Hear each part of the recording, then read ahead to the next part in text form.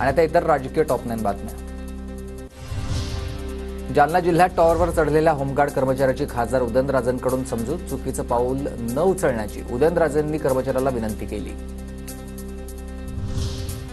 ठाण्यात ईव्हीएम विरोधामध्ये राष्ट्रवादी काँग्रेस शरद पवार गटाचे कार्यकर्ते आक्रमक झालेत। मतपत्रिकेवर मतदान घेण्याच्या मागणीसाठी जितेंद्र आव्हाड यांच्या उपस्थितीत ठाणे जिल्हाधिकारी कार्यालयाबाहेर स्वाक्षरी मोहीम, राष्ट्रपतींना हजारो पत्र पाठवली जातील।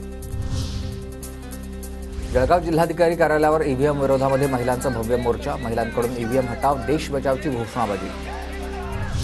ईव्हीएमवर प्रश्नचिन्ह उपस्थित करत मतदानातील घोटाळा संदर्भात काँग्रेसची निवडणूक आयोगाकडे तक्रार, काँग्रेसच्या आकडेवारीशी सहमत आहे, सर्व प्रश्नांची लेखी उत्तरं पाठवणार असं आयोगानं म्हटलंय। देवेंद्र फडणवीसांना उद्याच्या शपथविधीसाठी मनोज जरांगेंकडून शुभेच्छा, मात्र मराठा आरक्षण घेतल्याशिवाय सुट्टी नाही, मनोज जरांगेंचं वक्तव्य।